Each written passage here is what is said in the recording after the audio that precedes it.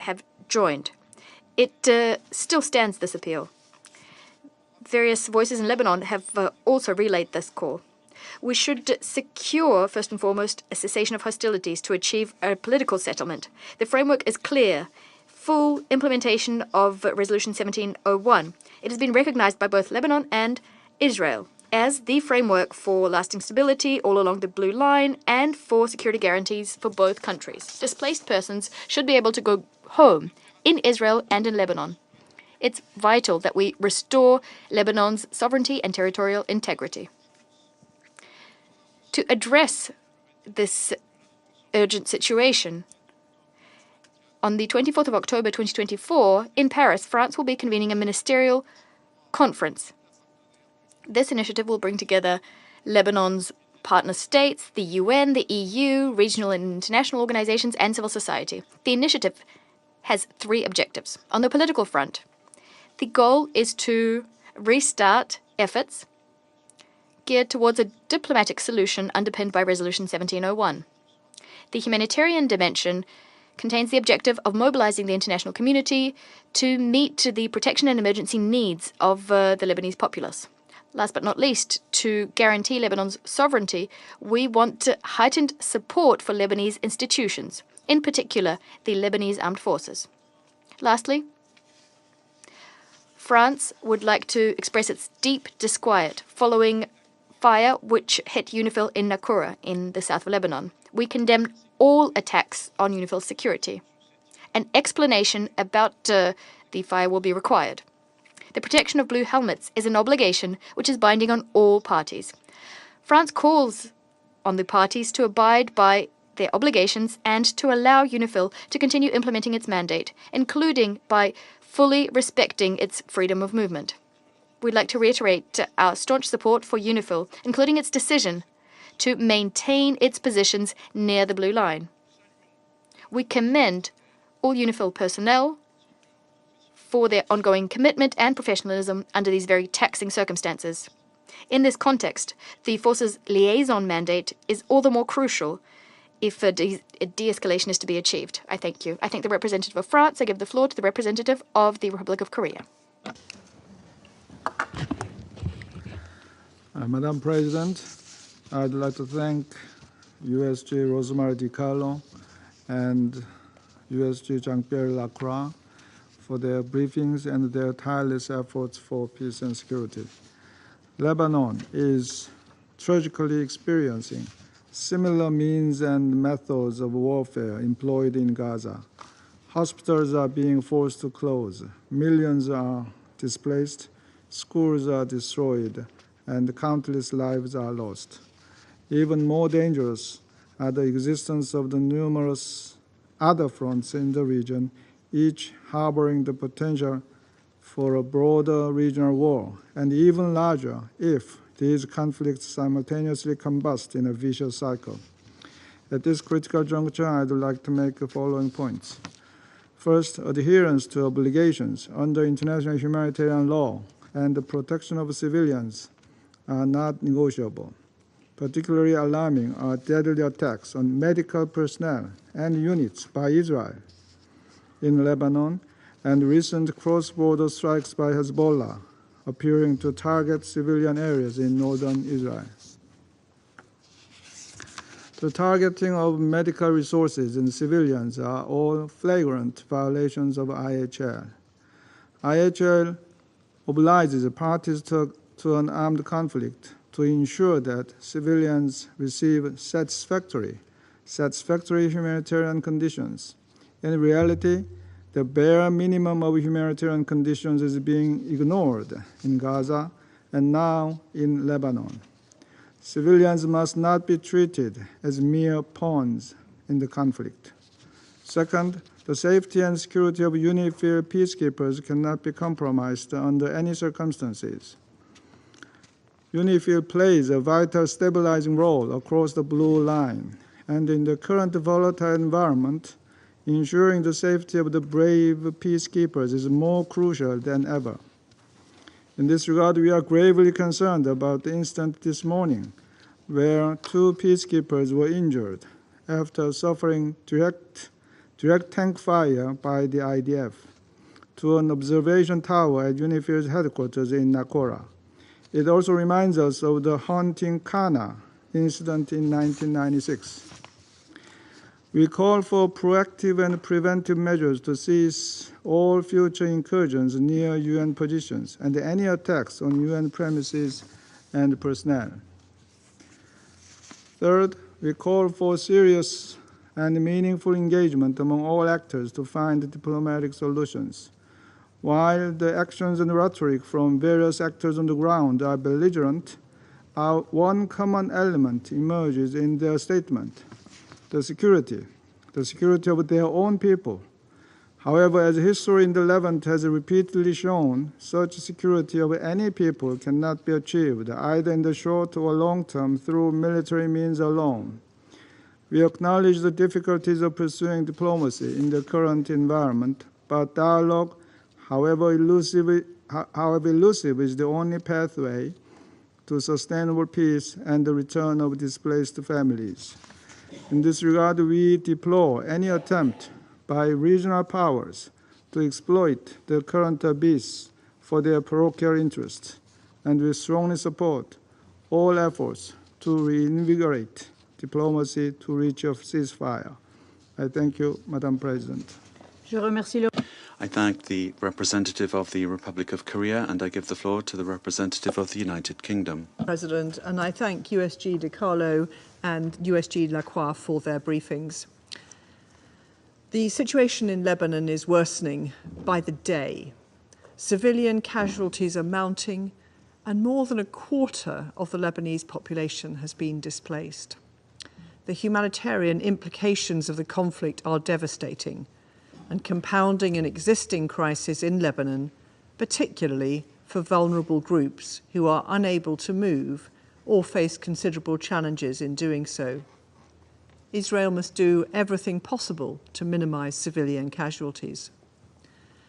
And Syrian refugees in Lebanon, already displaced from their homes, now face the choice of staying in the face of the conflict or facing persecution from Assad's regime if they return.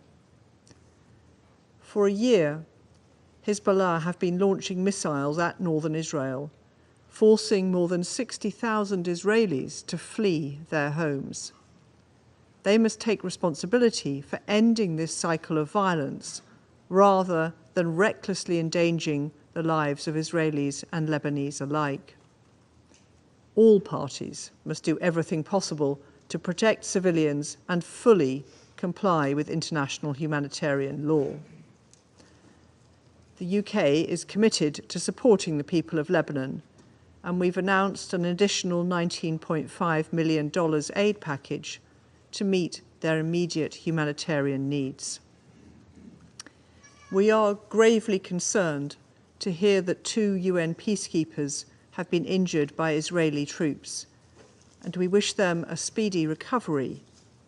We reiterate that attacks on UN peacekeepers are unacceptable. All parties must take all necessary measures to protect UNIFIL personnel and premises and allow it to fulfill its mandate. President, we must not lose sight of the destabilizing role of Iran across the Middle East through their support to militias, including Hezbollah, Hamas, and the Houthis.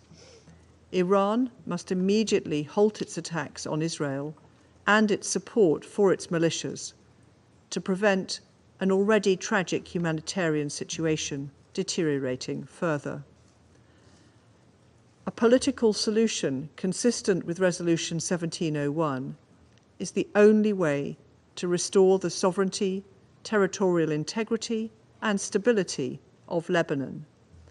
This requires an immediate ceasefire between Lebanon, Hezbollah, and Israel now, and immediate negotiations to re-establish security and stability for the people living on either side of the Israeli-Lebanon border.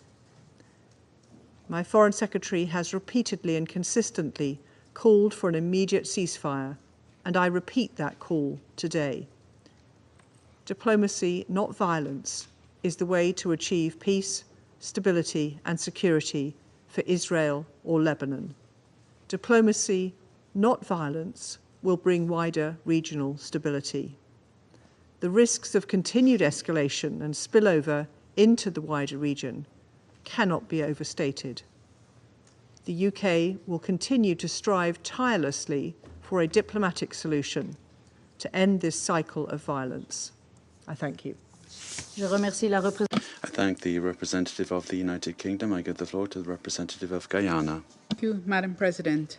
I thank USG DiCarlo and USG Lacroix for their briefings on the deeply troubling and worsening situation in Lebanon, and welcome the participation of the representatives of Lebanon, Israel, and other member states in today's meeting.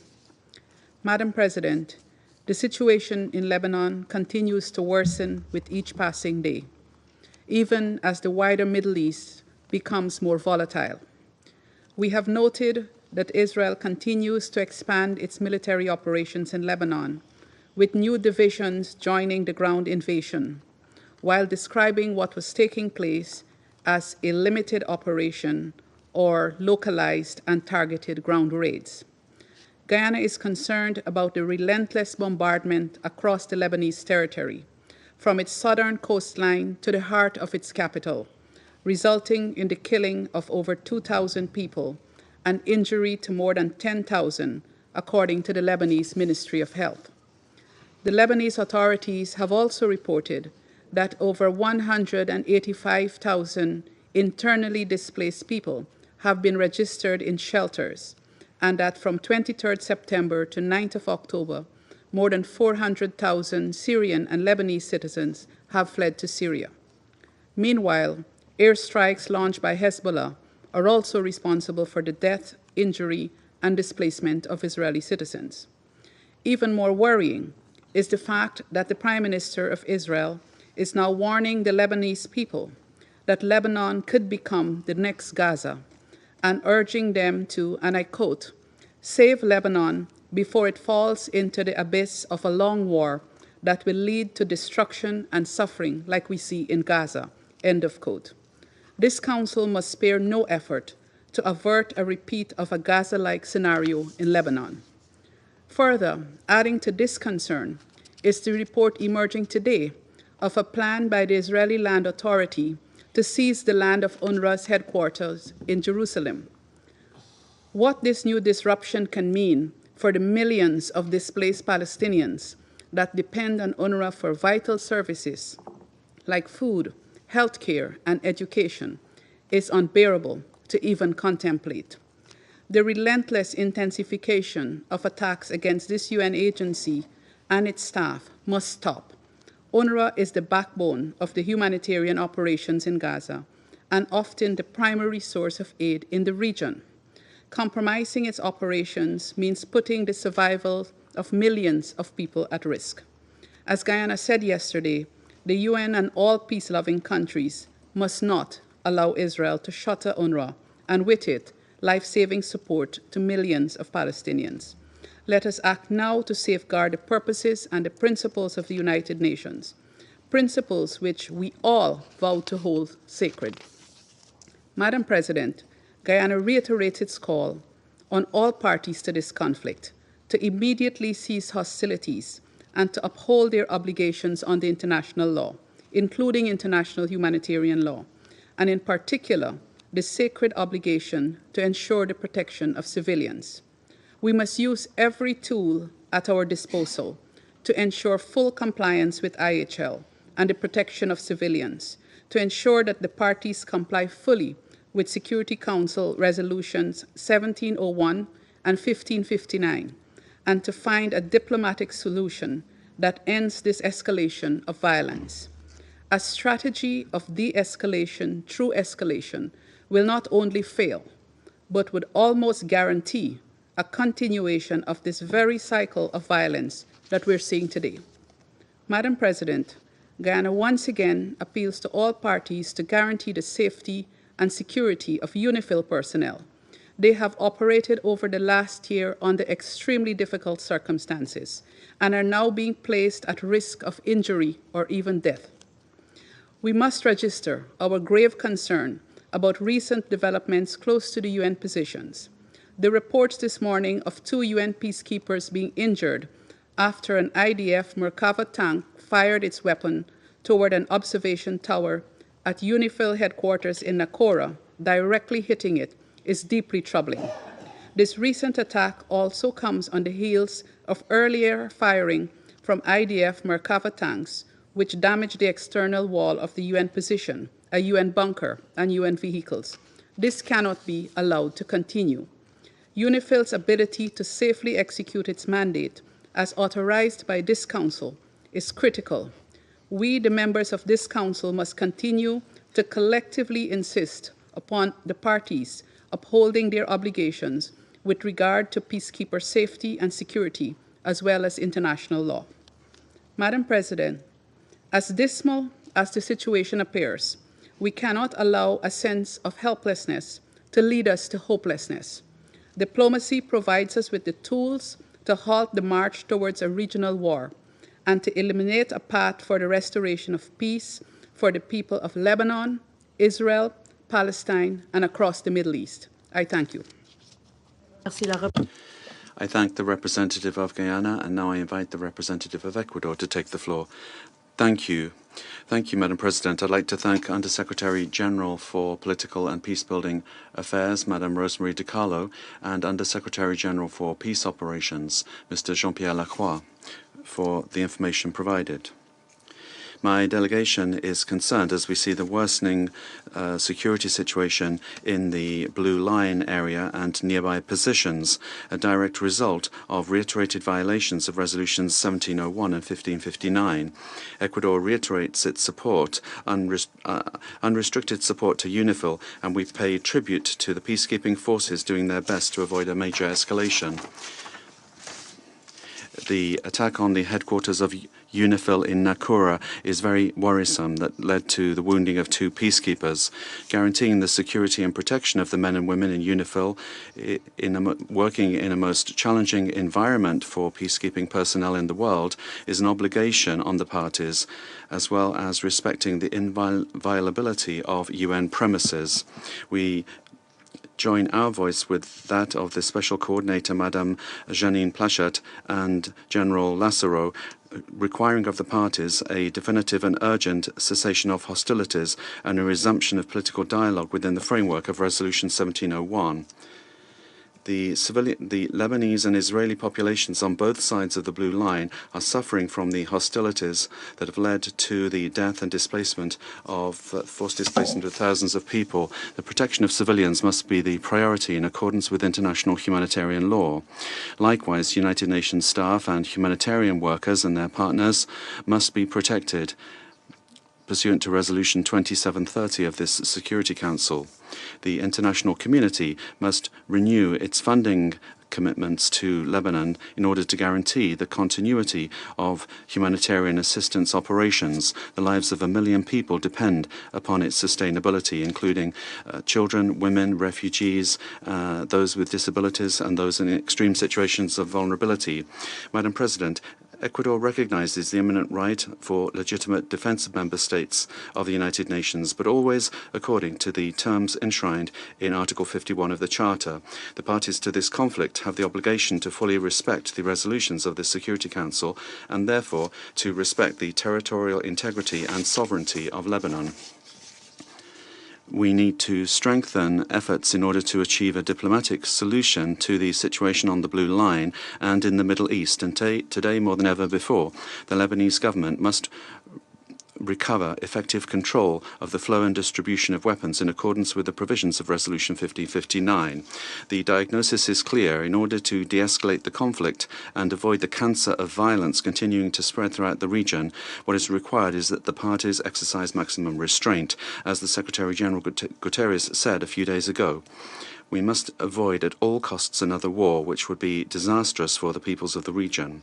The instinct of humanity is towards peace and the negotiated resolution of conflict. That is what must prevail in order to avoid this crisis growing worse with immeasurable consequences. Thank you. I thank the representative of Ecuador, and I give the floor to the representative of Mozambique. Madam President, I thank Switzerland Presidency for convening this briefing and the request of France. We extend our appreciation to Ms. Rosemary DiCarlo, Under Secretary General for Political and Peacebuilding Affairs, and Mr. Jean-Pierre Lacroix, Under Secretary General for Peace Operation, for their insights on this very worrying situation. Madam President, today's briefing, much like yesterday's on the situation in Gaza, paint a grim picture on the situation in Lebanon, one that equally demands our immediate and concerted, meaningful action. It is a matter of great concern to note that since adoption of Security Council Resolution 1701, limited progress has been made in its implementation. As a result, the situation in Lebanon is continuously deteriorating. Mozambique views with alarming concern the continued exchange of fire across the blue line between Hezbollah and Israel, which has intensified in recent days. We are witnessing an escalating spiral of violence worsened by attacks by Israel Defense Force deep in Lebanon, jeopardizing the safety of civilians on both sides, including UN personnel. The recent escalation between Hezbollah and other Lebanese and non-Lebanese militias and Israel has resulted in near daily cross-border exchange of fire. 1 million people were forced to evacuate due to the massive Israel bombing that are transforming Lebanon in a new Gaza, further heightening regional tensions. As a matter of reference, we would also like to mention that just 3 days ago, speaking on the 1-year anniversary of the Hamas-led attack on Israel, Hezbollah Deputy Secretary General pledged to continue operations, warning of further Israel's displacement and noting that before a ceasefire, there is no window for any discussion before a ceasefire. This shows an escalation of the conflict in the region at a time when Israel military claims to have targeted 190 Hezbollah sites in attacks across Lebanon, including renewed attacks in southern Beirut, as well as Lebanon's eastern Bekaa region. As have fighting continues within UNIFIL's area of operations, with continued and intense exchange of fire reported, we urge the Security Council member states to urgently condemn these attacks and call the parties for an immediate ceasefire.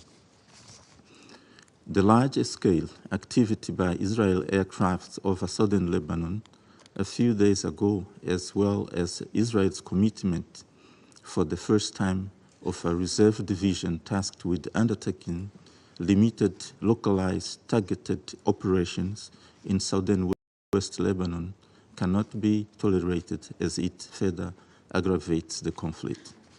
Madam President, all reports indicate how deeply concerning is the situation on the ground has become.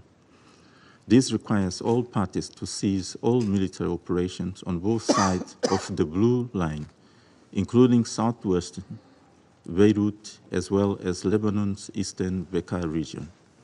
We believe that the current events in Lebanon are deeply intertwined with the ongoing deadly war in Gaza, which has killed thousands of Palestinians to date and shows no sign of abating, triggering scenarios of immeasurable escalation.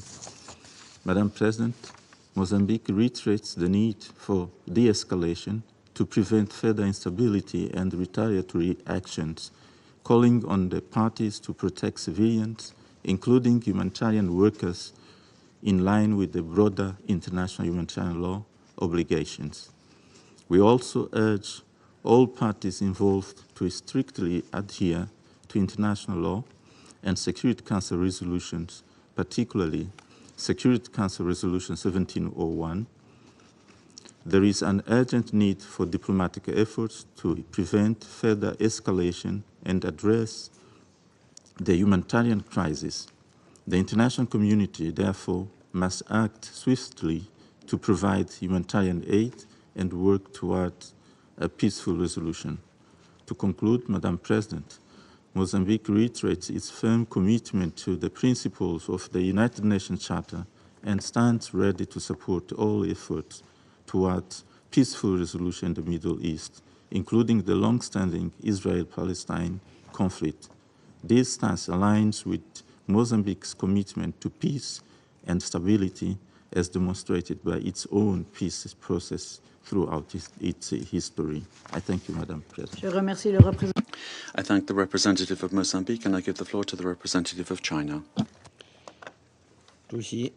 President, I thank France for having requested this emergency meeting. My thanks also go to USG DiCarlo and USG Lacroix for their briefings. Recent weeks have witnessed a sharp rise of tension between Lebanon and Israel.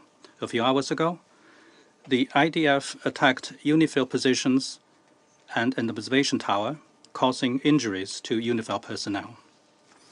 China expresses grave concern and strong condemnation.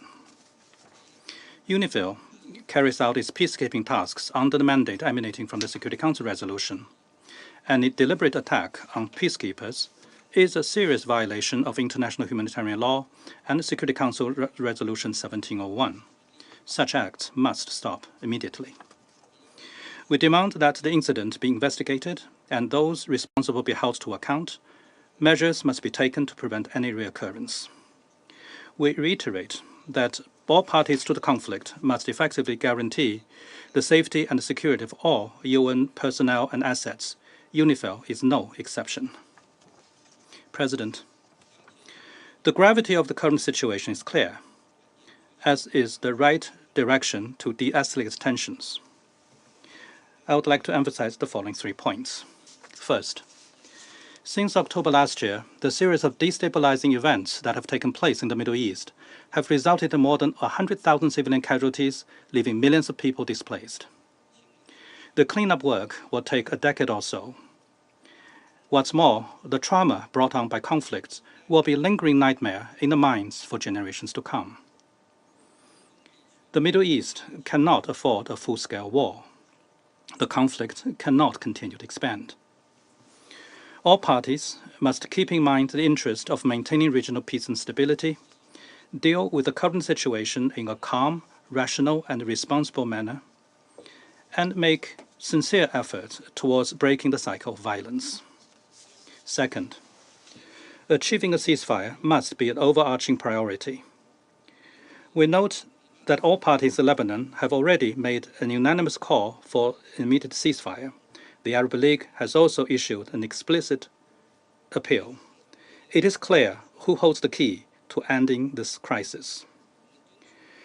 We urge Israel to set aside the obsession with the use of force, make the right political decision, stop violating Lebanon's sovereignty and territorial integrity, and end its adventurous behavior that could drag the region into a new catastrophe. Third, there is no time to lose for the Council to act. The vast majority members of the Council have long since reached a broad consensus on de-escalating the conflict, achieving a ceasefire to stop the violence, and stopping the diplomatic solution. We urge a certain country to stop its passive procrastination, protection, and connivance. It should act responsibly and play a constructive role in order to prevent further destabilization of the situation. I thank you, President. I thank the representative of China, and I give the floor to the representative of the United States. Thank you, Madam President. Thank you, Undersecretaries General Rosemary DiCarlo and Undersecretary General Jean-Pierre Lacroix for your briefings. Colleagues, the United States has been clear. A diplomatic solution between Israel and Lebanon along the Blue Line is the only path to restore lasting calm and allow residents in both Lebanon and Israel to return safely to their homes. Even as Israel has a right to protect its citizens from Hezbollah, which has fired thousands of missiles and rockets into Israel over the past year alone, it needs to minimize harm to civilians, particularly in the densely populated areas of Beirut. We are deeply concerned by reports of hundreds of Lebanese civilians killed in recent days, including children, medical workers, and an American citizen. And we reiterate our call on all parties to protect civilians and civilian infrastructure and to abide by their obligations under international law. For years, and in the face of so many tragedies, the Lebanese people have generously supported refugees from other neighboring states mired in conflict. Now, many of those who welcomed refugees, and indeed many of those refugees themselves, have had to leave their homes in search of safety in the north and even other countries. And so, it is critical that the international community return that generosity. Late last week, the United States announced $157 million in humanitarian assistance to support the needs of internally displaced persons and refugees inside Lebanon. And we encourage others to do their part as well, to support the UN flash appeal and the people of Lebanon who find themselves in need. The United States also lauds the more than 10,000 peacekeepers from more than 50 countries operating as part of the United Nations Interim Force in Lebanon, or UNIFIL, who are serving in dangerous circumstances to advance the cause of peace. On that note, we are deeply concerned by the reported injuries incurred by UN peacekeepers and are wishing them a speedy recovery.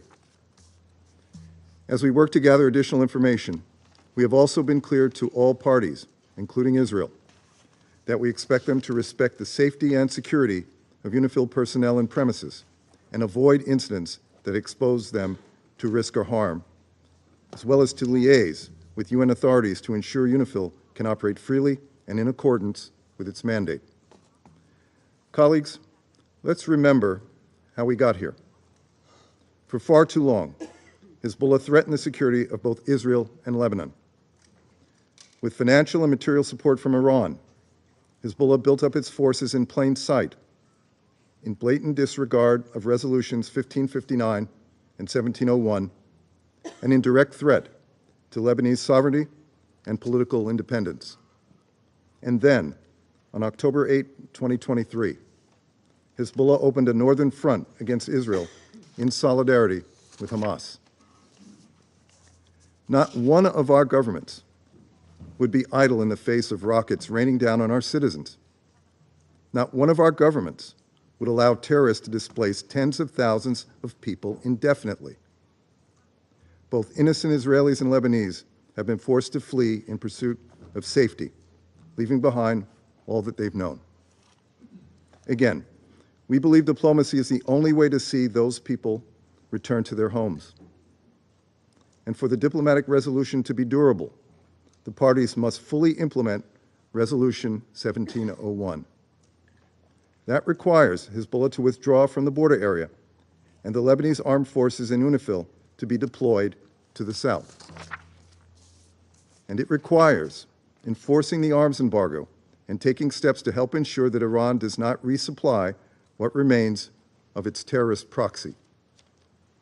It also requires that Lebanon's political leaders set aside their differences and assemble a government that responds to the needs of the Lebanese people, including their desire for independence from foreign interference. In other words, the solution to this crisis is not a weaker Lebanon. It's a strong and truly sovereign Lebanon, protected by a legitimate security force, embodied in the Lebanese armed forces. And so, the international community must focus its efforts accordingly, helping strengthen Lebanese state institutions so that they can exercise effective control over Lebanon's territory. Key to that is condemning Iran for undermining Lebanon's sovereignty. And key to that is condemning Hezbollah for attacking Israel and once again putting its narrow interests ahead of the interests of the people of Lebanon, who did not start this war, but will bear the brunt of any extended conflict. Colleagues, as discussed last week, we must be prepared to impose severe costs on Iran for flouting this Council's resolutions and for supporting Hezbollah, which threatens peace and security. For our part, The United States will continue to work with our partners in the region and around the world to advance a diplomatic solution, one that provides real security to Israel and Lebanon and allows civilians on both sides of the blue line to return to their homes. Thank you, Madam President. I thank the representative of the United States, and I give the floor to the representative of Algeria. Madam President, we extend our gratitude to USG Di Carlo and USG Lacroix for their briefings. The alarming deterioration of the situation in Lebanon, as highlighted in both briefings, underlines a dangerous escalation that places the lives of civilians and UN peacekeepers in grave jeopardy. We have previously warned that the military action of the Israeli occupying power will not be confined to Gaza and to the West Bank. Today, we reiterate our warning. Israeli aggression will not stop at Lebanon. The persistence of this invasion, the violation of Lebanon sovereignty and territorial integrity without serious reaction from the Security Council only emboldens further violations of international law and further instability in the whole region. So as long as Israel continues to enjoy impunity from our Council, it will perpetuate the cycle of violence, employing the same egregious tactic of terror, mass destruction, and targeting of innocent civilian lives. These outrageous tactics that we have already witnessed in Gaza are now tragically applied in Lebanon. A few hours earlier, Israeli strikes hit residential building in central Beirut, killing 18 innocent civilians and injuring 92 people. When this council will assume its responsibilities of maintaining peace, international peace and security, when this council will impose sanctions on the Israeli authority for the atrocities and violations they are committing. Yes, the scope of this violation is staggering. In Lebanon, the Israeli army disregards all legal restraints, treating the country's sky, the country's sea, the country's lands as free rein for its aggression. And the figures speaks volume. Over 1 million people have been displaced within Lebanon, with hundreds of thousands more forced into neighboring Syria. Thousands have been killed or injured, and Lebanon's infrastructure lies in ruins. This is the conduct of an Israeli aggressor that views its security as dependent of the insecurity of others, and its strength as the deliberate weakening of its neighbors. Algeria reiterates our solidarity with our support of Lebanon in the face of this barbaric aggression. Madam President, Algeria highly values and commends the pivotal role of UNIFIL in safeguarding regional stability, especially in the face of this relentless aggression. The courage of our UN peacekeepers, their professionalism, and their steadfast presence, even in the wake of threat from the Israeli forces following the ground invasion, is commendable. We are deeply concerned about the establishment by the Israeli forces of a staging area adjacent to the UNIFIL position in the town of Marun al-Ras, and we condemn the Israeli forces for deliberate firing on 3 positions used by UNIFIL, injuring 2 of our peacekeepers. We remind the Israeli authorities of their obligation to ensure the safety and the security of UN personnel and property, and to respect the inviolability of UN premises at all times.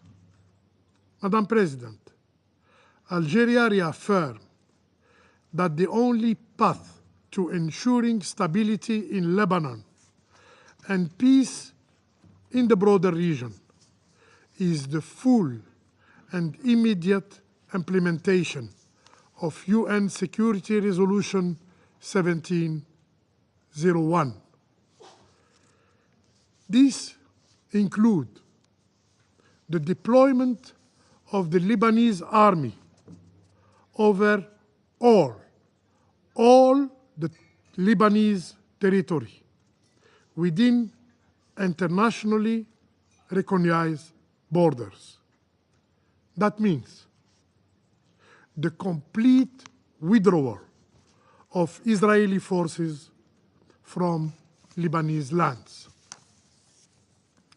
Madam President, the first step to reaching a comprehensive calm in the region is an immediate ceasefire in Gaza and in Lebanon.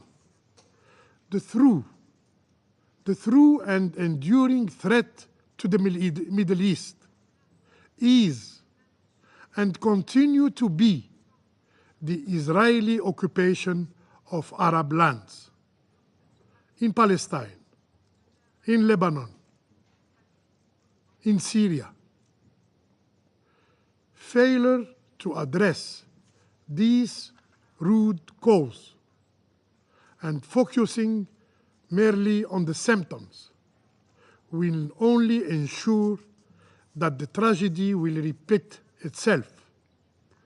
This occupation must end now, before we are once again faced with an irreversible catastrophe.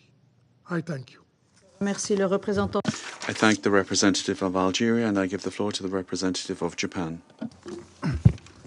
Thank you, Madam President. I thank USG DiCarlo and USG Lacroix for their briefings. During the past year, the exchanges of fire across the blue line have become a daily event. This is not consistent with the contents of the Resolution 1701, which I quote, calls for full cessation of hostilities based upon, in particular, the immediate cessation by Hezbollah of all attacks, and the immediate cessation by Israel of all offensive military operations." End of quote. This Council has gathered many times over the past weeks calling for de-escalation. Yet instead, the attacks and hostilities have intensified. To react to the Hezbollah's persistent offensive, large-scale Israeli airstrikes in Lebanon, including Beirut, and IDF ground operations in Lebanon started. We continue to see more attacks and more casualties every day. This cycle of violence must stop now. We must avoid any further escalation that could potentially expand into the full-fledged war in the Middle East. We urge all parties to exercise the utmost restraint to avoid further conflict with global ramifications. Madam President, Japan is seriously concerned about the severe humanitarian situation in Lebanon. More than 2,000 people have been killed, and thousands of others have been injured over the last year. Many civilians, including women and children, are among them. Hospitals and healthcare workers are under attack. All parties must recall their obligations under international law, including international humanitarian law, and immediately take every measure to prevent civilian casualties. Moreover, over 1 million people in Lebanon have been forced to flee their homes, seeking shelter and food both inside and outside the country. Japan has contributed a total of over $290 million of humanitarian aid to Lebanon since 2012, and we are considering providing additional assistance in accordance with the people's needs under the current dire situation. Even in this difficult time, UNIFIL remains in Lebanon and continues to carry out its mandate. We are extremely alarmed by the report this morning that the 2 UNIFIL peacekeepers were injured after the IDF tank fired toward the observation tower at UNIFIL headquarters in Nakura.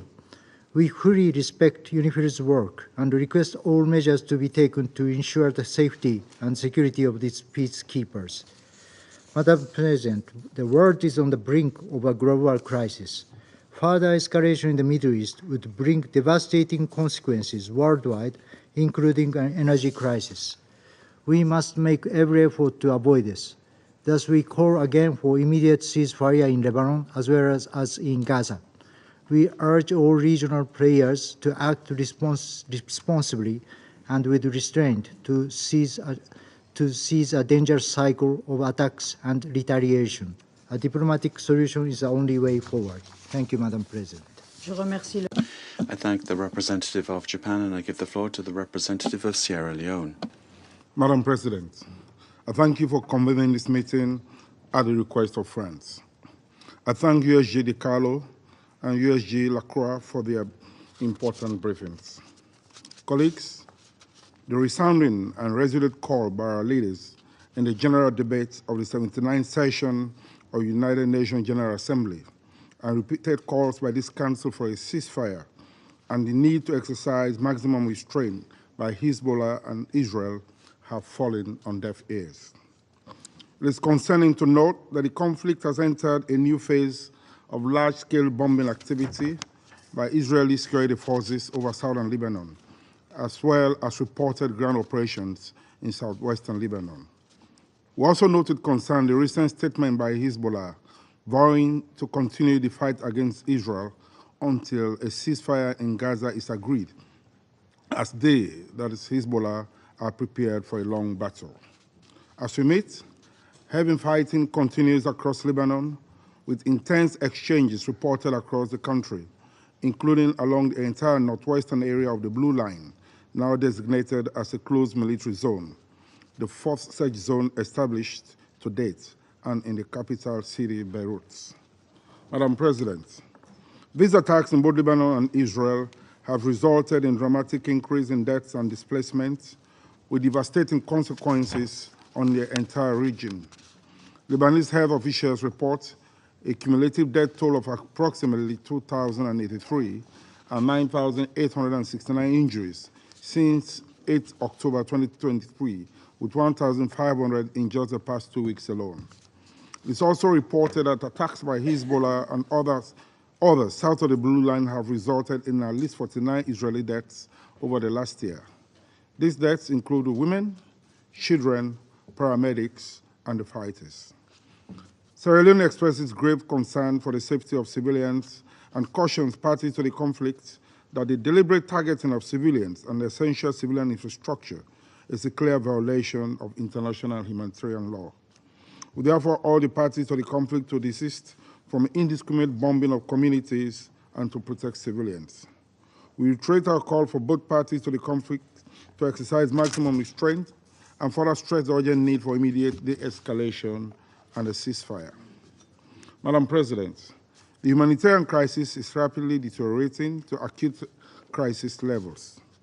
According to the WHO and UNICEF, 96 health facilities, including 4 hospitals, have been closed in southern Lebanon.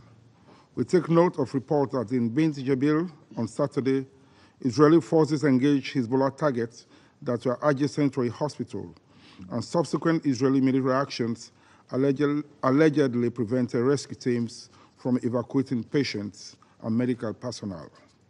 We also note claims by Israeli authorities that Hezbollah fighters are using hospitals to launch attacks in defiance of the laws of armed conflict. We condemn all actions of using protected civilian infrastructure for military purposes and urge parties to respect the principles of distinction, proportionality, and necessity as enshrined in international humanitarian law. Sierra Leone urges all parties to comply with their obligations not to target protected persons and properties, including health centers, hospitals, and medical teams. Israel's extensive evacuation orders in the south of the country and in Beirut's southern suburbs have reportedly caused residents of at least 130 towns and villages across southern Lebanon to flee. Lebanese authorities estimate that more than 1 million people have been displaced. As of 2nd October, this IOM had identified 541,527 IDPs, of whom 173,800 are believed to reside in more than 900 collective shelters.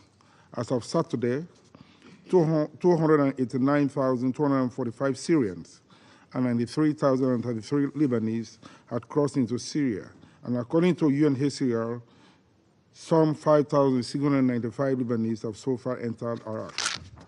Over 60,000 people remain displaced from northern Israel. Lebanese authorities have announced a further delay to the start of the public school year, which is now scheduled to begin on 4th November. To date, some 40% of the country's 1.25 million students have been displaced.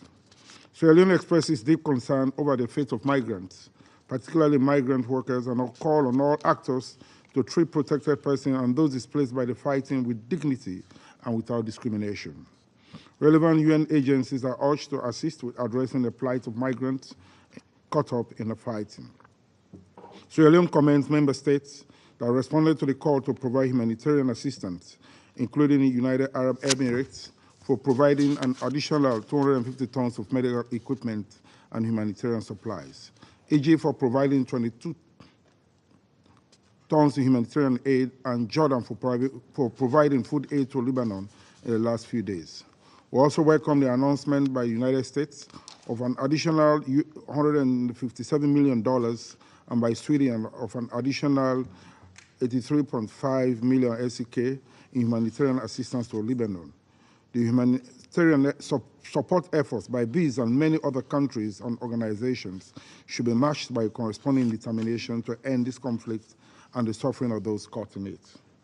Madam President, Sierra Leone commends UNIFIL for coordinating support activities for the Lebanese armed forces, primarily for the movement of personnel, equipment, and vehicles, and a humanitarian mission coordinated for OCHA and World Vision Lebanon, transporting food and essential relief supplies from Beirut to displaced persons in Tyre.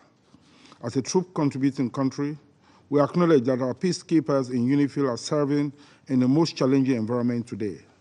It is reported that heavy fighting continues within UNIFIL's area of operations, causing damage to several UN positions, and as a result, 2 UN peacekeepers have been injured.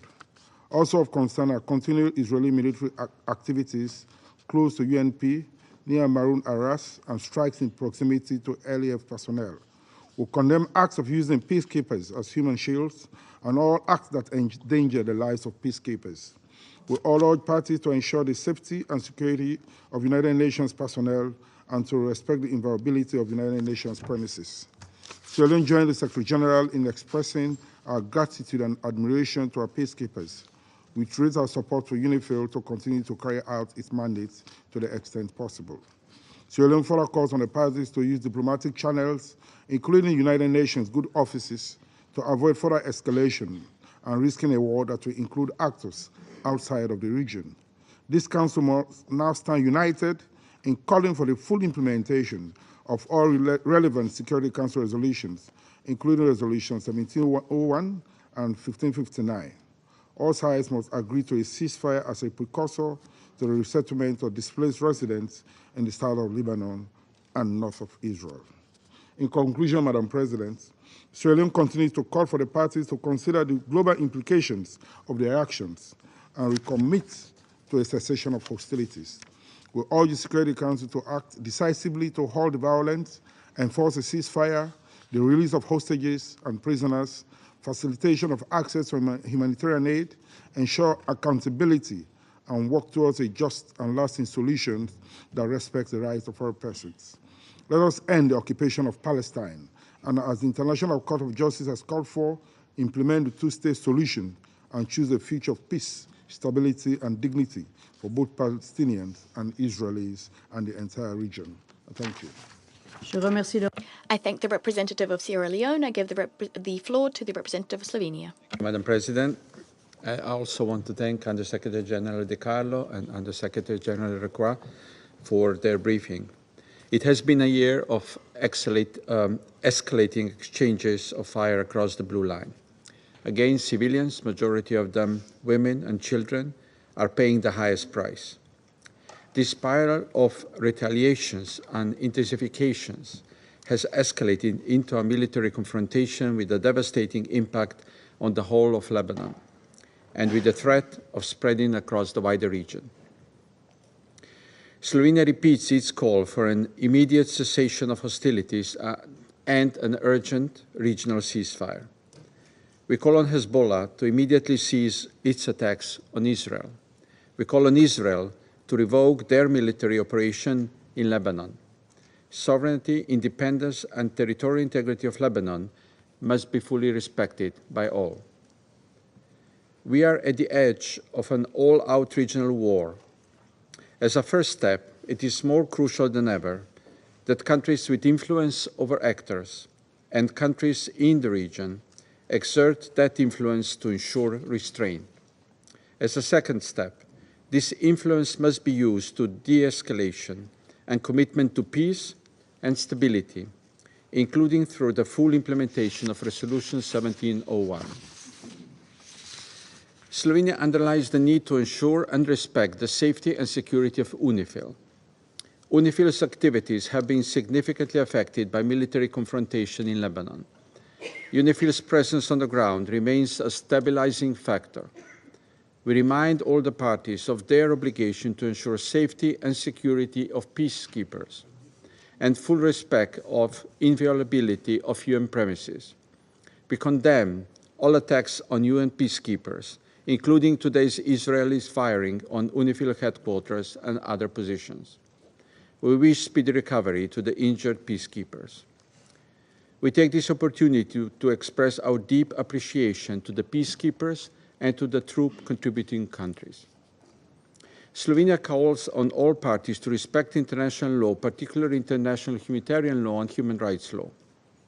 We strongly condemn the high number of civilian victims, including deaths of humanitarian and healthcare workers. We are dismayed by the scale of displacement, extensive damage to civilian infrastructure, and an alarming rise in humanitarian needs across the country. We stand by people of Lebanon as they face another humanitarian challenge on top of economic, social, and political instability. More than a year has now passed since the start of the war in Gaza, which showed us all how violence, if not stopped, drives further violence to the point of unprecedented catastrophe. With bombing, destruction, and displacement, Lebanon is becoming the next Gaza. We are profoundly alarmed by the parallels we see on the ground, including the statements of Israeli leaders. The Council should not follow in the same footsteps as with Gaza. We have to act. Political, not military, solutions are required. Colleagues, the only path out of this spiral is the path of diplomacy. This path is never paved with missiles, rockets, ground raids, or civilian suffering. It is paved with courage of leaders willing to make difficult but decisive decisions for the benefit of their nations. Thank you. I thank the representative of Slovenia and give the floor to the representative of Malta. President, and thank you USGs DiCarlo and Lacroix for your briefings. This week marks 1 year since nearly daily exchanges of fire commenced across the Blue Line, in which far too many lives have been lost, uprooted, and devastated. Civilians on both sides of the Blue Line are left wanting for security and stability. Malta is deeply concerned by the escalation of violence across the Middle East. This includes the continued launching of rockets by Hezbollah and other armed groups at Israel, and the Israeli military operations beyond the Blue Line in southern Lebanon. We are also alarmed by Israeli bombardments, which are resulting in a high number of civilian casualties. This is having a dramatic impact on Lebanon and its people. Israeli military operations in Lebanon have resulted in more than 1 million Lebanese who are now displaced, while 60,000 Israelis are still unable to return home in Northern Ireland, Israel. An estimated 400,000 children are currently in need of humanitarian aid in Lebanon. Cases of forced evacuations, sometimes only at a few hours' notice, are far too numerous. Over 2,000 people have been killed, according to the Lebanese Ministry of Health, over the past 2 weeks. Israeli attacks on medical facilities, ambulances, and residential areas are wreaking havoc on the health system. Since 17 September, 16 attacks on healthcare facilities have been recorded, leaving behind 65 deaths and 40 injured among health staff. An immediate regional ceasefire is the only way to release the hostages in Gaza, de-escalate the extremely dangerous situation in Lebanon, and to ensure humanitarian aid to those in need. We must end the unbearable suffering of all civilians. President, for Lebanon, as the Secretary General said last week, one must question what remains of the framework this Council established with Resolution 1701. The path out of this crisis is clear, but the opportunity to act is rapidly narrowing. The use of weapons by non-state armed groups, including the military wing of Hezbollah, violates Security Council resolutions 1559 and 1701. Lebanese sovereignty and territorial integrity must be respected by all actors. The Lebanese state must have exclusive control of weapons throughout Lebanon. Strikes across the Blue Line cause the loss of civilian lives, including women and children, in addition to undermining security and exacerbating tensions. President, UNIFIL peacekeepers remain in position, and the UN flag continues to fly despite Israel's request to relocate. Recent actions show little regard for the protections afforded to UN premises and personnel under international law. This includes this morning's tank attack on a UNIFIL observation tower by the IDF, injuring 2 peacekeepers. Malta considers as unacceptable any attempt which compromises the safety of UN peacekeepers. Malta, as a troop-contributing country, stands in solidarity with all troop-contributing countries. The importance of UNIFIL's work in facilitating liaison between the parties, mitigating the risk of miscalculation, and preventing further escalation is more crucial than ever. In conclusion, no military solution will bring a future to the people of Israel, Palestine, and Lebanon. only a political solution with the full implementation of Resolution 1701 will bring peace, security and prosperity. Civilians on both sides of the blue line are tired and scared. Further violence and destruction will neither solve the underlying issues nor make anyone safer in the long run. A negotiated solution is the only pathway to restore the security and stability that civilians on both sides so desperately want and deserve. The time to act is now. Thank you. I thank the representative of Malta and give the floor to the representative of the Russian Federation. Madam President, we note France's initiative, that is the initiative to request today's meeting following the intensification of hostilities in the Republic of Lebanon, a friend of the Russian Federation. We thank USG Rosemary DiCarlo and USG Jean-Pierre Lacroix for their briefings regarding worrying developments around the border area between Lebanon and Israel. Madam President, before our very eyes, there is an unprecedented escalation of violence in the Gaza Strip, and it's stretching far beyond the limits of the Palestine-Israeli conflict, destabilizing more and more countries in the Middle East. Today, the crisis has engulfed Beirut, and the heart-rending images of the bombing of Beirut have done the rounds all over the world. We're also receiving more and more evidence of the fact that Israel harbors arrogant contempt for the opinion of the international community, the UN, and the Security Council. Israel is choosing escalation over diplomacy. The unprecedented cyber attack, as a result of which thousands of innocents suffered, this was followed by mass strikes by Israeli aviation on south and central Lebanon. Next, despite calls for a ceasefire by some members of the international community and protestations of others, the IDF on the 1st of October launched its so-called limited land operation. At the same time, Hezbollah is returning fire on Israeli territory, attacking including sites deep within Israel, south of Haifa and near Tel Aviv. In the skies over South Lebanon, hundreds of reconnaissance and strike UAVs are operating day and night. Every hour, Israeli Air Force is conducting mass rocket and bomb strikes, targeting places where Hezbollah supposedly has deployed arms, fighters, commanders, and military and even civilian infrastructure of the Shia movement, including medical and media centers. The cynicism of these attacks is disheartening. Part of them are hitting densely populated neighborhoods in Beirut and other Lebanese cities. It would appear that West Jerusalem is not only flagrantly flouting the principles of international humanitarian law, but also viewing civilian losses as collateral damage. As we say in Russian, you can't chop wood without wood chips flying everywhere.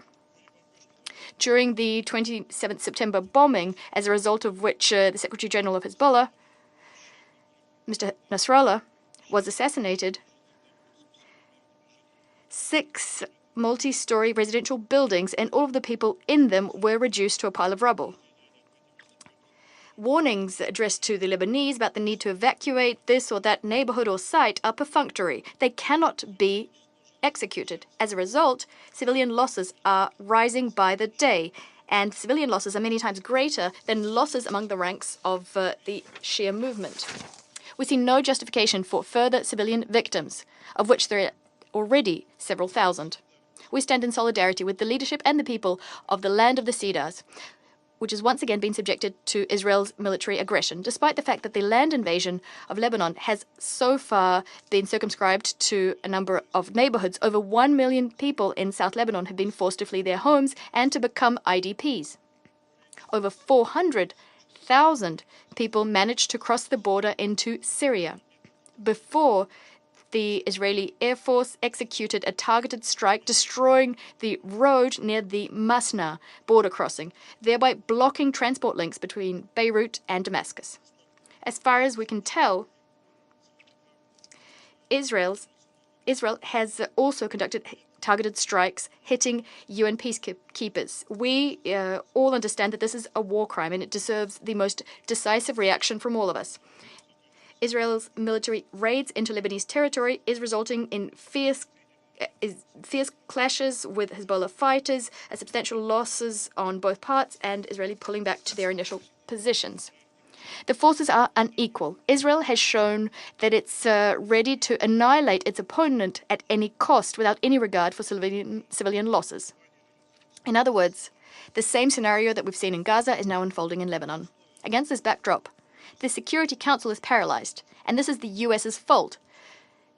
The Security Council, despite its mandate conferred by the UN Security Council, that is to maintain international peace and security, despite the fact that the Security Council has the necessary toolkit to stop the violence, is watching on silently, watching Israel's war machine systematically pushing the entire region closer to chaos. Discussions about the fate of the remaining Israeli hostages still held by Hamas have suddenly ceased, as have discussions about implementation of Security Council Resolution 2735, which endorsed, at the US's insistence, the so-called Biden deal. Our US colleagues are also less active on the Security Council. The US is nonetheless still blocking any attempts by Security Council members to adopt a decision that could help to achieve a ceasefire in the region. Israel is now going all in, despite its bitter experience of the 2006 campaign.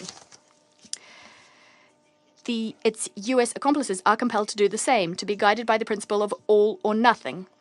And in fact, the US's actions are circumscribed by the fast-approaching election. Now, it's clear what's going on here. The only question is, what should the Security Council do under these circumstances? We don't know about colleagues, but we remain convinced that an urgent ceasefire in the Gaza Strip is the main thing the Security Council should be pursuing. It should be followed by the de-escalation of the military and political situation, both in Lebanon and in the Middle East as a whole. We unswervingly maintain that it is only by addressing this cornerstone problem, that is the Palestinian issue, that we down the line can launch the comprehensive political settlement within the international legal framework, which is known to all. That's the only way to secure a sustainable and lasting peace in the Middle East. We demand a full and comprehensive implementation of Resolution 1701, which sets out Israel's obligations, that is to cease all offensive military operations, to withdraw its armed forces from southern Lebanon, and to cease the occupation of Lebanese territory. It also contains obligations for Hezbollah to withdraw its divisions from the north of to the north of the Litani River. We fully support the UN interim force in Lebanon. We underscore the need to unswervingly ensure the security of peacekeepers, which are being subjected to unpredictable risks due to Israel's presence on the blue line. To tackle all of these issues, Russia stands ready to harness the entire and substantial arsenal of measures and means at the Security Council's disposal. We know what we will do, yet we're not so sure about certain colleagues on the Council. For some, they're trying to avoid putting their US ally in an uncomfortable position, and this is trumping all other considerations. The maximum that they're prepared to do is to deliver fine but empty speeches here in this chamber. Against this backdrop, on our side, we will continue making diplomatic efforts to de-escalate the situation and to prevent a catastrophic scenario for the entire Middle East. On the 3rd of October, the Russian Federation sent a humanitarian consignment to Beirut. We see many colleagues are doing the same. Nonetheless, humanitarian efforts clearly aren't enough, given that Israel and the US are pouring fuel on the flames of the most destructive escalation in the Middle East. They are impertinently violating international law and the UN Charter. And yet some, at the same time, are holding the Council hostage, having cast the veto 5 times to defend Israel's interests, and at the same time cynically ascribing the Security Council's ineffectiveness with the need to reform the Council. The Council's effectiveness is in our collective hands. It is within our reach to be effective. We can do this right now. We stand ready to work with everyone for whom the UN Charter and international law is more than empty words. I thank the representative of the Russian Federation. I will now deliver a statement in my capacity as a representative of Switzerland. Like my colleagues, I'd like to thank France for having requested this emergency meeting, as well as Under-Secretary-General De Carlo and Under-Secretary-General Lacroix for their statements. Switzerland is extremely concerned about the intensification of the conflict between Israel and Hezbollah. Over the past 2 weeks, more than 1,500 people have been killed in Lebanon, including many civilians and more than 120 children. The Lebanese health system is on the verge of collapse. A large part of the country is under evacuation orders from Israel, and more than 1 million people have already been displaced, according to the Lebanese Ministry of Health. At the same time, Hezbollah continues to fire rockets into Israel, including as far as Tel Aviv. These rockets have caused deaths, injuries and damage. In addition, they continue to prevent the return of displaced persons from northern Israel. Switzerland condemns Hezbollah's attacks against Israel and its population, as well as all other violations of international law for which this group is responsible.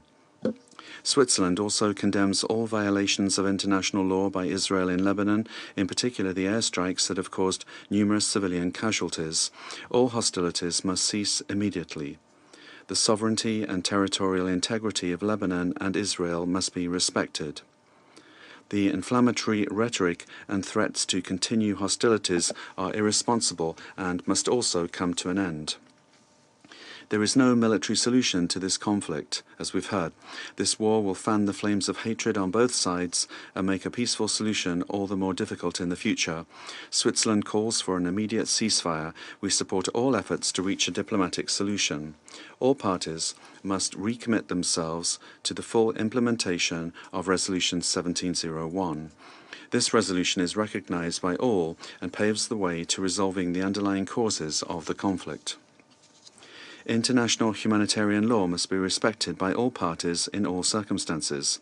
Attacks on civilians are prohibited.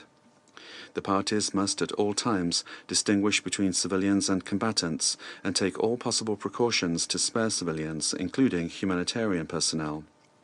We recall that medical facilities and medical personnel also benefit from specific protection. It is unacceptable that many civilians, including relief workers and medical staff, have been killed.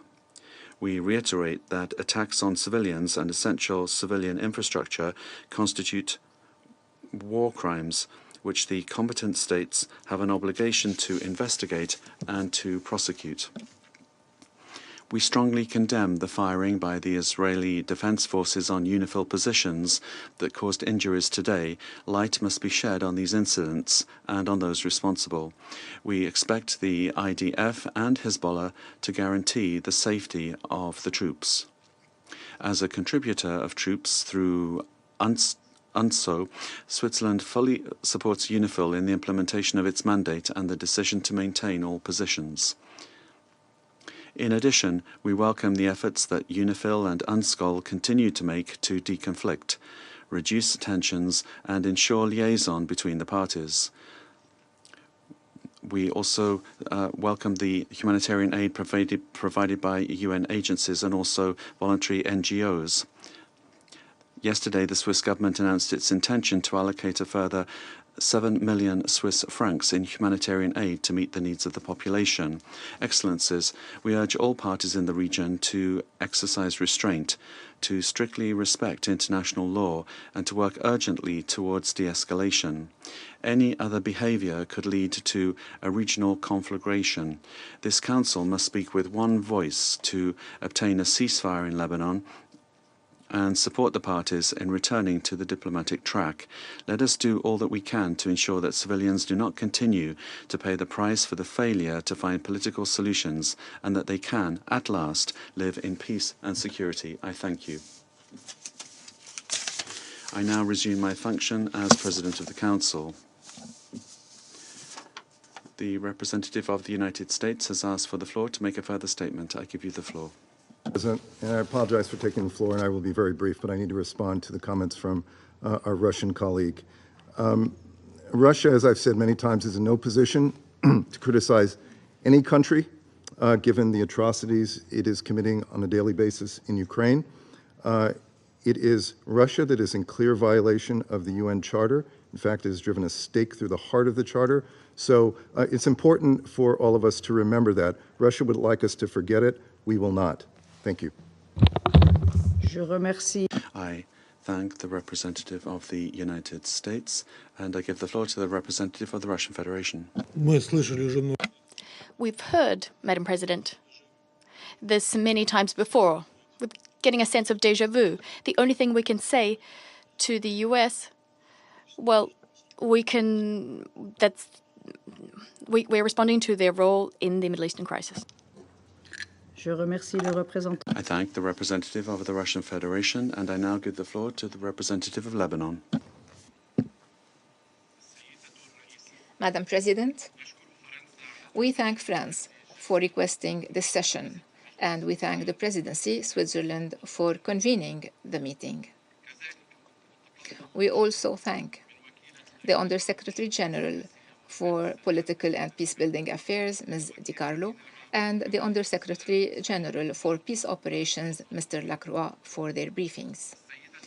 Madam President,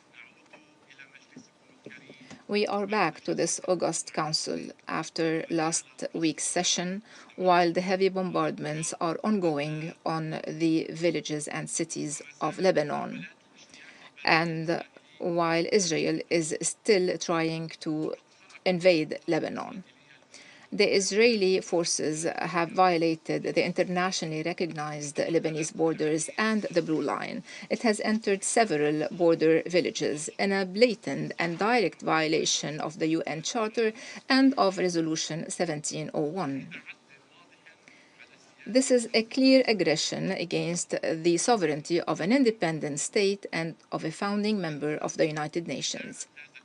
Therefore, there is a need for the Security Council to condemn this invasion and to adopt an immediate resolution to end it and to impose the withdrawal of Israel to the internationally recognized borders, which were reaffirmed by the Truce Agreement of 1949. Madam President, so far, the diplomatic endeavors have failed to impose a ceasefire, despite all the clear Lebanese messages supporting this call. The Israeli killing, destruction, and displacement machine continues to kill the Lebanese civilians and to displace 1/4 of the Lebanese population as a result of the destructive bombardments, ground invasion, and deliberate killing. The gravity of the humanitarian tragedy resulting from Israel's violation of international humanitarian law is undescribable. The number of victims have reached 2,141, most of whom died in the last 2 weeks.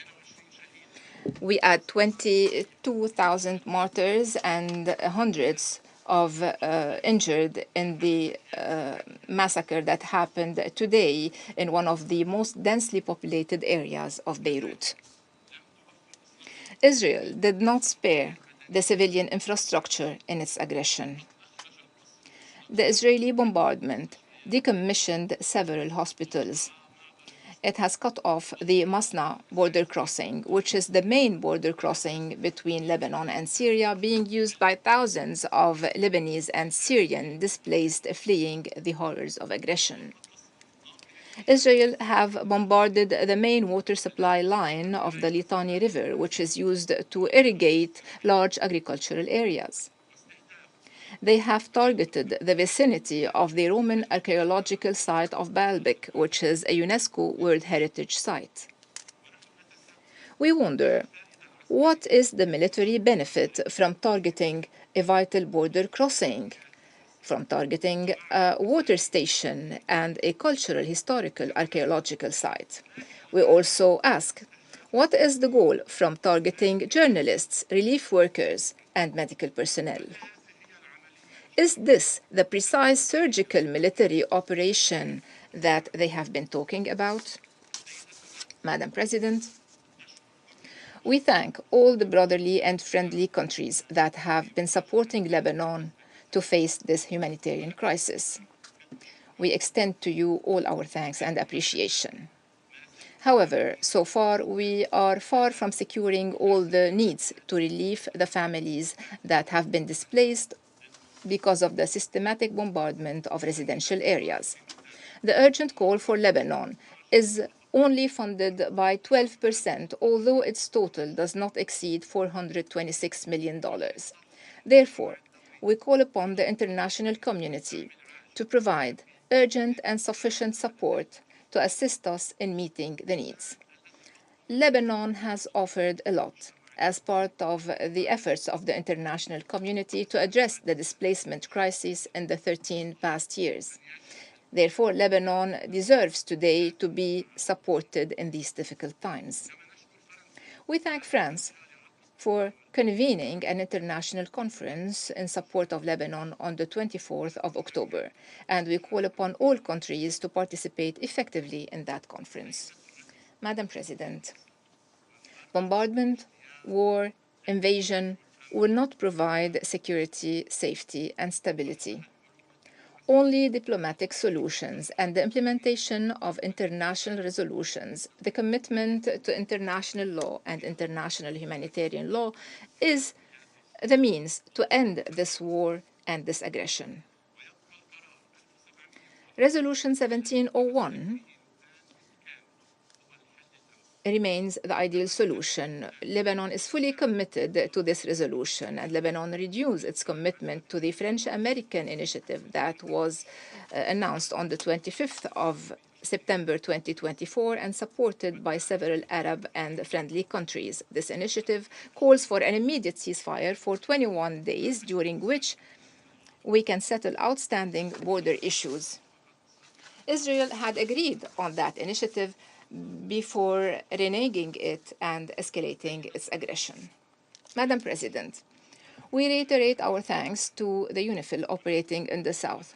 We pay tribute to their efforts and to their sacrifices and for everything they are doing for the sake of peace in the region. We commend their stance in the face of the growing pressure by Israel. We value their decisive and courageous decisions not to surrender to the Israeli blackmail and pressure and not to withdraw from their positions. We reiterate our thanks to the 49 troop-contributing countries participating in UNIFIL. We thank them for their strong commitment to maintaining international peace and security. We also condemn the Israeli attacks on their positions, and we condemn the violation of their premises and the fact that they are jeopardizing the safety and security of their facilities and members. The last of such attacks was when Israel fired today on UNIFIL positions, injuring 2 peacekeepers after a Merkava Israeli tank fired on a control tower in Nakura. This serious aggression proves that Israel does not listen, does not care about the calls of the United Nations and the United Nations Secretary General. It proves that Israel does not recognize the fears of the TCC and the concerns of the whole international community. Therefore, there is a need to protect the life of the peacekeepers and to secure their safety and the safety of their facilities. Today's aggression against the UNIFIL is condemned, and this is yet another episode to be added to Israel's long record of targeting these forces. Madam President, once again, I reiterate that the people and government of Lebanon reject the war and support an immediate ceasefire in Lebanon. Lebanon is ready for a diplomatic solution, and it is ready to facilitate the mission of the 2 American and French mediators. The Israeli side is wrong to attempt to undermine Resolution 1701 by creating a new military reality on the ground to secure unjust outcomes. Israel cannot return the displaced to their homes without an agreement. Therefore, the settlement should be just and equitable for all parties in order to be durable and lasting. Imposed unfair solutions will be partial and temporary and will be reversed at the first opportunity. Let us work together and let us spare no effort for the sake of peace and security in the Middle East. Thank you, President.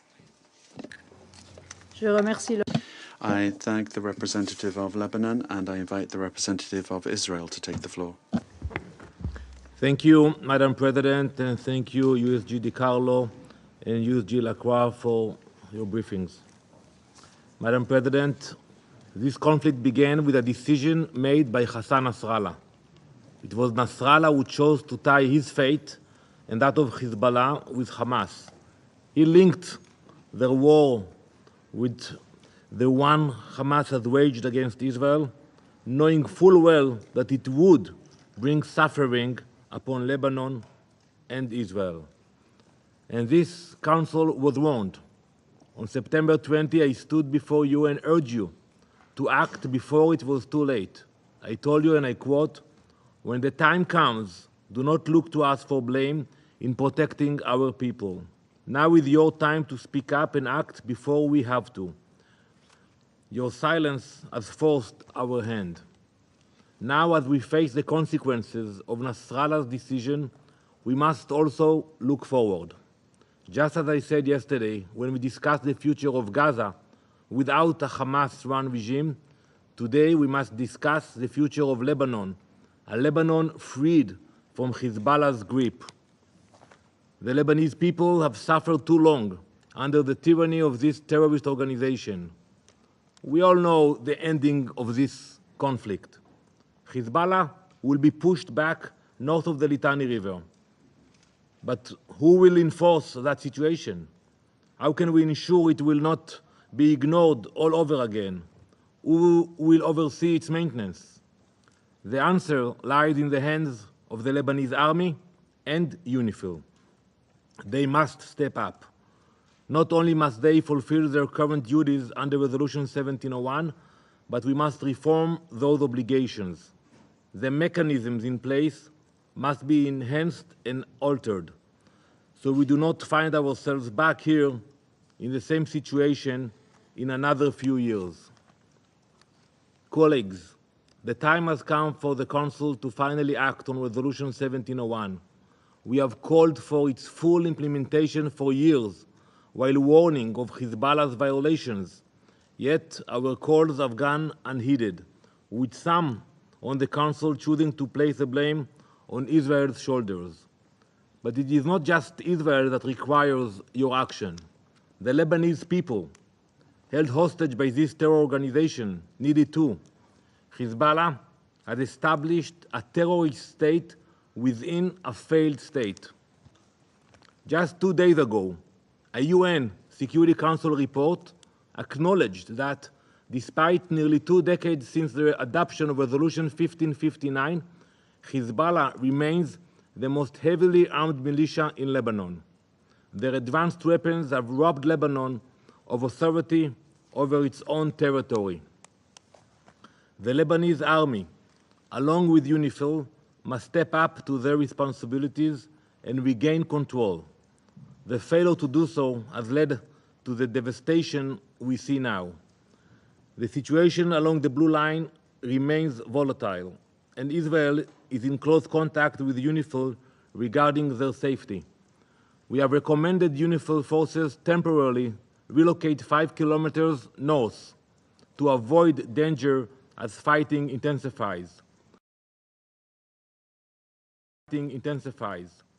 While UNIFIL has chosen to stay, Israel strongly urges them to reconsider this precautionary move to protect their personnel.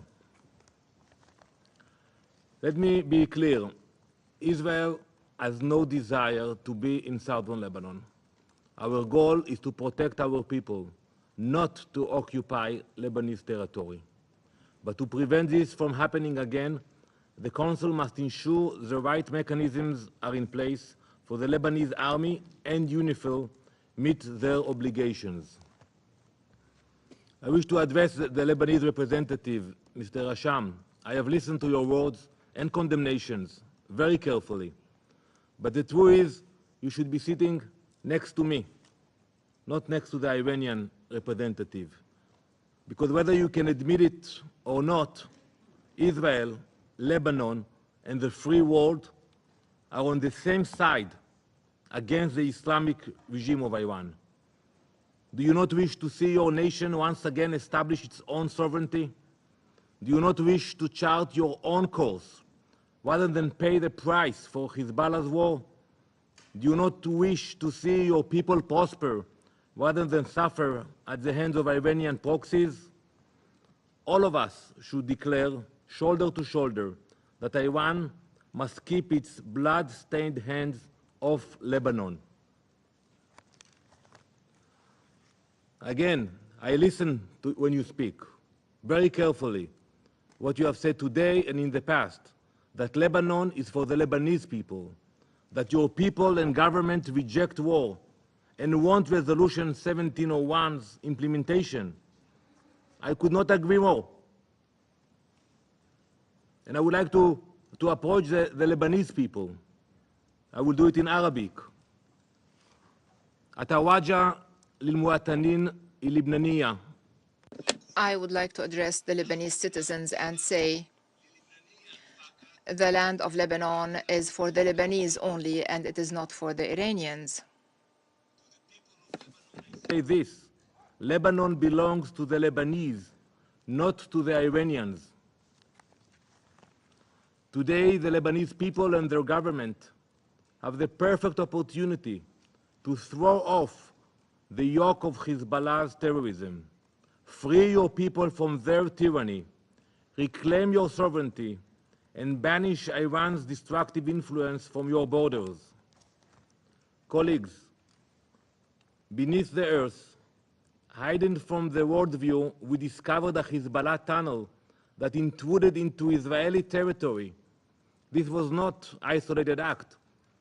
Alongside the tunnel, we found detailed maps of our northern kibbutzim, weapons and anti-tank missiles and explosive devices. They were preparing for years for a terror campaign very similar to the horrors of October 7, but we stopped them. I urge you to imagine what this council would be discussing today if we hadn't. Entire communities would have been erased, children torn from their homes. This was Hezbollah's plan.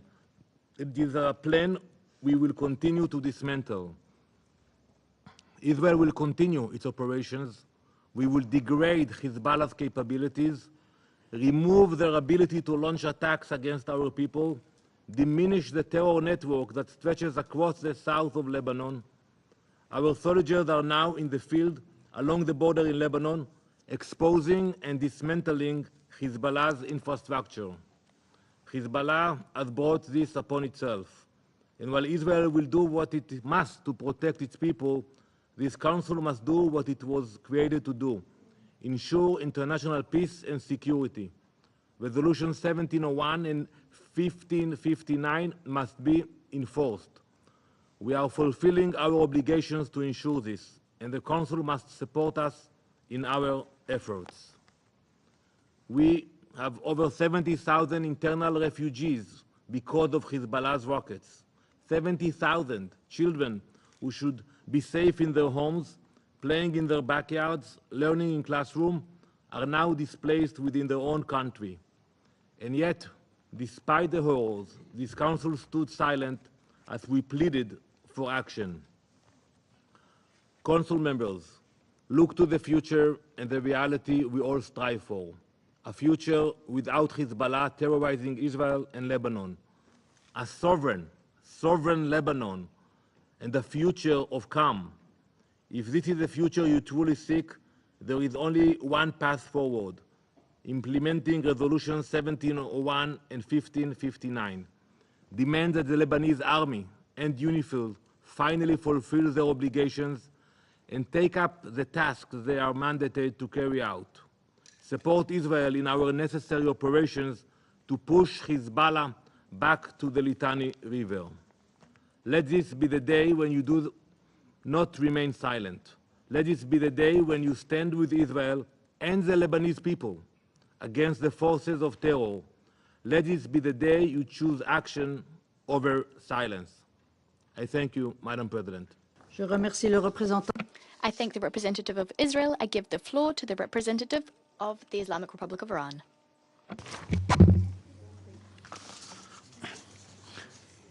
In the name of God, the compassionate and merciful, thank you, Madam President, for convening this critical emergency meeting.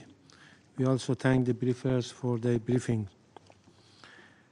We extend our deepest sympathy and unwavering solidarity to the government and people of Lebanon who are enduring relentless acts of aggression and war crimes, the most notorious terrorist regime in the world.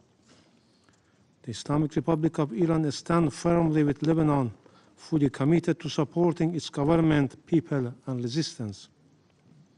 We strongly condemn the continued complicity of the United States and certain Western states in enabling Israel's systematic war crimes and genocidal war against the people of Palestine and Lebanon through the provision of advanced weaponry.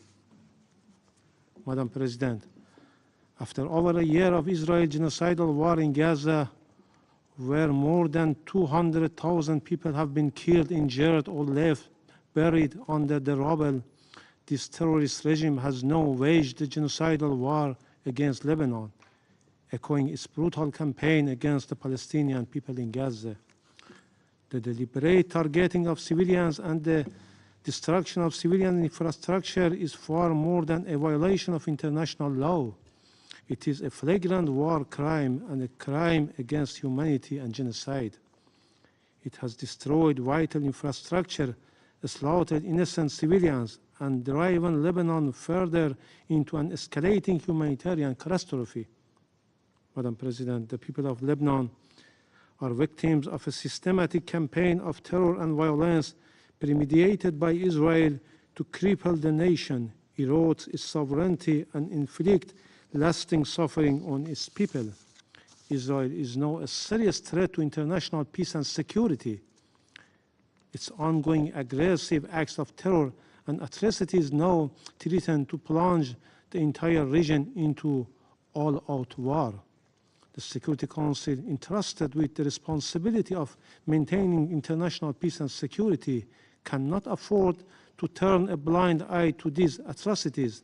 This Council has a moral and legal obligation to intervene. It should not allow Israeli war crime to go unchecked under the guise of self-defense or security, a justification repeatedly pushed by the representatives of the United States and United Kingdom in this chamber.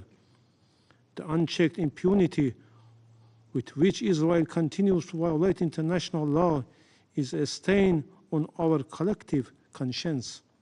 Madam President, with unwavering backing from the United States under the so-called ironclad support, officials of the Israeli regime are emboldened. Their heinous crimes are not only excused but actively rewarded, and their atrocities are shamelessly normalized before the world. They are counting on the United States' support in their further sinister campaign of terror and destruction. Madam President, despite the Lebanese government, including Hezbollah, agreeing to a joint 21-day temporary ceasefire proposal, Israel presently rejected it by launching a large-scale aggression on Lebanon, cruelly targeting innocent civilians. To sabotage any chance of a ceasefire, the regime assassinated Sayyid Hassan Nasrallah, the Secretary General of Hezbollah, a prominent figure in the Islamic world and a critical factor for peace and stability in Lebanon. He was the best remaining hope for advancing the ceasefire process. This cowardly assassination served as a grim reminder of Israel's earlier abhorrent act of terror, the assassination of Mr. Ismail Haniyeh, political leader of Hamas in Tehran. That assassination shattered any hope of ceasefire for Gaza. This heinous act exposed Israel's true intention that this regime has no interest in peace or a ceasefire. Its real objective is only to provoke a full-scale war across the region. Madam President, distinguished member of the Council, Lebanon stands on the brink of humanitarian collapse, and the international community must not allow this catastrophe to worsen. It is imperative that humanitarian aid flows unimpeded to Lebanon. The international community must provide immediate financial and logistic support to ensure the essential supplies reach to the affected population. The very credibility of the Council is at stake. We demand immediate action. We call for an immediate ceasefire. The ceasefire is not a request, but a necessity. Further, we urge the Council to hold accountable Israel for committing such genocidal war and atrocities against the people of Lebanon and Palestine. This Council must send an unequivocal message. The ongoing Israeli occupation and aggression must end. Israel must fully implement Resolution 1701.